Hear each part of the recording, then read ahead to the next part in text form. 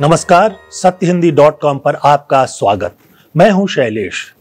प्रधानमंत्री नरेंद्र मोदी ने आज एक विचित्र बहस की शुरुआत की।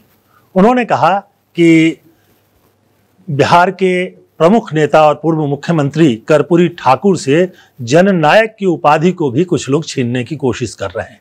जाहिर है कि उनका इशारा जो था वो बहुत साफ तौर पर राहुल गांधी की तरफ था, विपक्ष के नेता राहुल गांधी की तरफ था।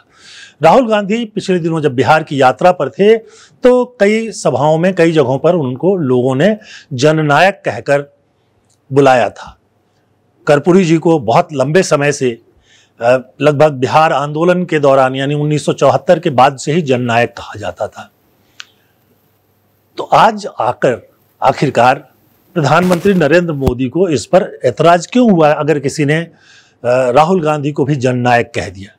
वैसे मैं यहाँ ध्यान दिला दूं कि एक समय पर बिहार के एक प्रमुख नेता पप्पू यादव ने कभी पूर्व उप मुख्यमंत्री तेजस्वी यादव को भी जननायक कह दिया था। तो ये बातें चलती रहती हैं। आखिरकार प्रधानमंत्री ने ये क्यों कहा कि जननायक की उपाधि कर्पूरी जी से छीनने की कोशिश की जा रही है। वास्तविकता ये है कि बिहार में जो चुनाव है उसको लेकर जबरदस्त रस्साकसी मची हुई है। एक तरफ सरकार पर भ्रष्टाचार के आरोप हैं, इसके साथ साथ जो एनडीए की सरकार है उसके कई मंत्रियों पर आरोप हैं, और इससे भी आगे बढ़कर बिहार का औद्योगिकरण नहीं करने का आरोप है। बिहार में शिक्षण संस्थाएं नहीं खोलने का आरोप है, जिसके चलते कि बिहार के छात्रों को देश के दूसरे हिस्सों के विश्वविद्यालयों में जाकर पढ़ना पड़ता है, जिसमें उनका काफ़ी खर्च भी होता है। और बहुत सारे बच्चे ऐसे हैं जिनके माता पिता अपनी ज़मीन जायदाद बेच करके, गहना सोना बेच करके, और उनको बेंगलोर में, चेन्नई में, जयपुर में, दिल्ली में, न जाने कहाँ कहाँ पढ़ने के लिए भेजते हैं, पुणे में। और इसी तरह के बिहार के लोग जो हैं देश भर में घूमते फिरते हैं रोजगार के लिए। लगभग हर जगह जो सामान्य काम है उसके लिए बिहार के लोग जो हैं वो मजदूर के तौर पर उपलब्ध रहते हैं। और इसका एक बड़ा कारण ये है कि पिछले 20-25 सालों में बिहार में औद्योगिकरण के लिए कोई विशेष कोशिश की ही नहीं गई। ठीक वैसे ही जैसे कि वहाँ विश्वविद्यालयों को खोलने की कोई कोशिश नहीं की गई। प्रधानमंत्री नरेंद्र मोदी ने आज कर्पूरी ठाकुर स्किल विश्वविद्यालय बिहार को देने की घोषणा की। उन्होंने ये भी कहा कि 60,000 करोड़ रुपए लगा करके जो ITI हैं उनको विकसित किया जाएगा। यहाँ ध्यान देने की बात यह है कि ये 60,000 करोड़ रुपए देश के करीब 1,000 ITI को बांटा जाएगा, और जाहिर है कि एक ITI को कोई 60 करोड़ रुपए के आसपास ही मिलेंगे। तो ये बहुत बड़ी रकम नहीं है, फिर भी ये घोषणा की गई और चुनाव के ऐन वक्त पर घोषणा की गई है। इस समय मुख्य चुनाव आयुक्त और एक अन्य चुनाव आयुक्त जो हैं बिहार में हैं, और कभी भी वहाँ पर चुनाव की घोषणा हो सकती है। यानी अगले 2-3 दिनों के अंदर बिहार विधानसभा के चुनावों की घोषणा हो जाएगी। तब ये सवाल उठता है कि ऐसे वक्त पर क्यों इस तरह के मुद्दे उठाए जा रहे हैं। दरअसल बिहार के जो पिछड़े हैं, जो दलित हैं, दबे कुचले लोग हैं, उनके बीच कर्पूरी ठाकुर बेहद लोकप्रिय थे। इसका कारण ये था कि कर्पूरी ठाकुर ने गरीब लोगों की और जो जातिगत कारणों से दबे कुचले लोग थे उनकी लड़ाई लड़ी थी। उनके साथ वो पूरा समाजवादियों का खेमा था। और जो बिहार में बदलाव की शुरुआत हुई 1990 के आसपास, जब लालू यादव मुख्यमंत्री बने, उसके पहले कोई सोचता भी नहीं था कि कांग्रेस के बाहर से या जो कांग्रेस की इच्छा के बिना कोई मुख्यमंत्री बन सकता है। तो इस रूप में कर्पूरी ठाकुर के योगदान को बहुत याद किया जाता है। 2 बार वो बिहार के मुख्यमंत्री भी रहे थे, यानी वो एक तरह से बिहार में बदलाव के प्रतीक हैं। लेकिन यहाँ सवाल उठता है कि इस समय जब चुनाव है तो 2 चीजें बिहार में हो रही हैं। एक तो मुफ्त की रेवड़ियां खूब बांटी जा रही हैं, और दूसरी तरफ ये इस तरह के विवाद उठाए जा रहे हैं। मैं यहाँ संदर्भ के लिए ये बता दूं कि बिहार के ही एक अन्य नेता जयप्रकाश नारायण को लोक नायक की उपाधि दी गई थी। लोकनायक कोई उपाधि नहीं, कोई सरकार नहीं देती है। लोगों ने उनको लोकनायक कहना शुरू किया था और आज भी उन्हें लोकनायक के संबोधन से जाना जाता है। लेकिन उसके बहुत पहले से, उसके बहुत पहले से रामचरितमानस के रचनाकार तुलसीदास को लोकनायक कहा जाता था। तो क्या जयप्रकाश नारायण को लोकनायक कह देने से तुलसीदास का अपमान हुआ? ऐसा नहीं है।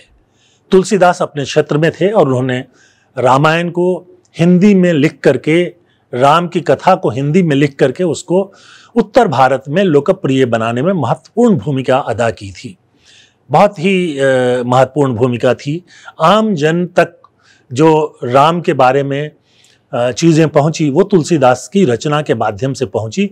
वाल्मीकि का रामायण संस्कृत में था और वो बहुत पहले से मौजूद था, लेकिन आम आदमी के लिए वो सुलभ नहीं था क्योंकि बहुत कम लोग संस्कृत जानते, बोलते, पढ़ते थे।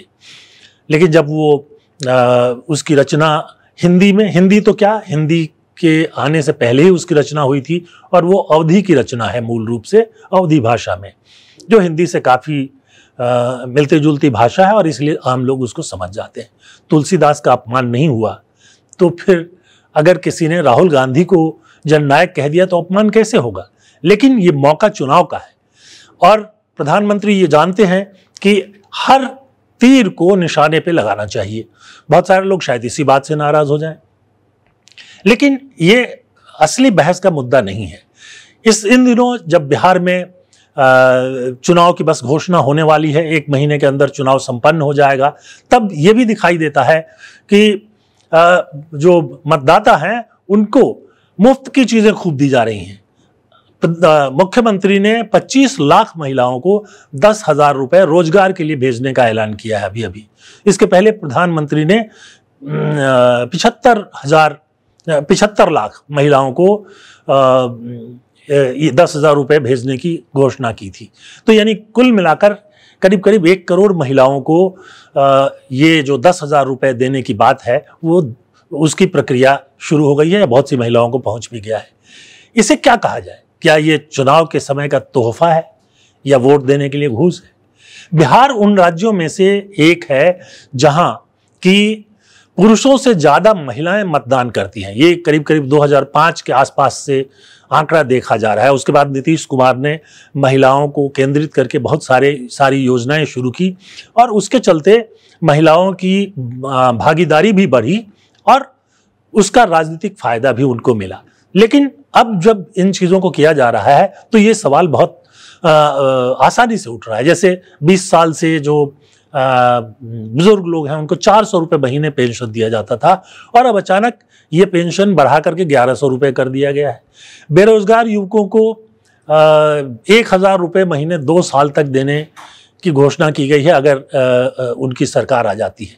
तो सवाल ये उठता है कि आखिरकार जो मूल मुद्दे हैं उस पर बात क्यों नहीं हो रही है। बिहार में इस बार एक तीसरी शक्ति का उदय हुआ है प्रशांत किशोर के नेतृत्व में जन स्वराज पार्टी, और वो लगातार इसी बात को उठा रहे हैं कि बिहार से पलायन को रोकना है। पलायन को रोकना है यानी बिहार के लोग मजदूरी करने के लिए बाहर नहीं जाएं। इसको अगर रोकना है तो औद्योगिकरण करना होगा, जिस पर बिहार में पिछले 20 साल में भी नहीं ध्यान दिया गया और उसके पहले भी ध्यान नहीं दिया गया था। बिहार के जो प्रतिष्ठित उद्योग थे वो बंद हो गए। प्रधानमंत्री ने कई बार कई उद्योगों को दोबारा शुरू करने की घोषणा की, लेकिन वो शुरू नहीं हो पाए। एक समय में डालमिया इंडस्ट्रीज का बहुत बड़ा कारोबार होता था बिहार में, पटना के पास, वो लगभग समाप्त हो गया। चीनी मिलें थी, चॉकलेट और टॉफी बनते थे, वो सब मिलें बंद पड़ी हुई हैं। प्रधानमंत्री की घोषणाओं के बावजूद शुरू नहीं हुई। आखिरकार कोई ना कोई तो कारण है। देश के जो बिहार के युवा हैं वो देश के जो प्राइवेट विश्वविद्यालय हैं उसमें पढ़ने के लिए दिल्ली आते हैं, पुणे जाते हैं, चेन्नई और बेंगलोर जाते हैं। आखिर इसी तरह के विश्वविद्यालय बिहार में क्यों नहीं खुल सकते? इसका एक बहुत साफ कारण है और वो है कि बिहार की सरकारों ने इस तरफ कोई खास ध्यान नहीं दिया। बिहार में विश्वविद्यालयों के लिए जगह उपलब्ध कराने की कोशिश नहीं हुई, जो कि सभी जगह होता है। आज नोएडा जो है विश्वविद्यालयों और शिक्षा का एक बहुत बड़ा हब बन गया है। गुड़गांव में भी है, क्योंकि सरकारों ने इस तरफ प्रयास किया। और उनको जमीन इत्यादि उपलब्ध कराया गया। लेकिन बिहार में इस तरह से कुछ भी नहीं हुआ। तो ये जो इस समय बहस है कि राहुल गांधी को जननायक कह दिया गया तो कर्पूरी ठाकुर से जननायक की उपाधि छिन जाएगी, इसमें कोई दम दिखाई नहीं देता है। हालांकि ये इक्की दुक्की सभाओं में हुआ, कोई उनको एक समारोह करके जननायक की उपाधि दी नहीं गई है। लेकिन चुनाव के ठीक पहले सरकार को बहस शुरू करनी चाहिए अपने काम पर, 5 साल के काम पर। वैसे तो नीतीश कुमार पिछले लगभग 20 वर्षों से मुख्यमंत्री हैं, बीच में थोड़े अंतराल के लिए नहीं थे, तो उस पर उनको बात करनी चाहिए। और जो सवाल राहुल गांधी या फिर तेजस्वी यादव या फिर प्रशांत किशोर उठा रहे हैं, उसका जवाब देना चाहिए। तो आज के प्रोग्राम में बस इतना ही, लेकिन चलते चलते आपको ध्यान दिला दूं कि सत्य हिंदी का ऐप अगर आपने डाउनलोड नहीं किया है तो कर लीजिए कृपया। उसके अलावा बेल आइकन को दबा दीजिए ताकि हमारा प्रोग्राम आपको इसकी सूचना तुरंत मिल जाए। और अपनी टिप्पणी जरूर भेजिए। अगर आप हमारी राय से सहमत नहीं हैं तो भी आपके विचारों का स्वागत है। बहुत बहुत धन्यवाद। नमस्कार।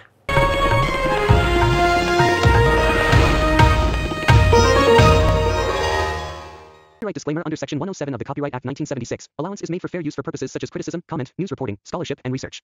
Fair use is a use permitted by copyright statute that might otherwise be infringing.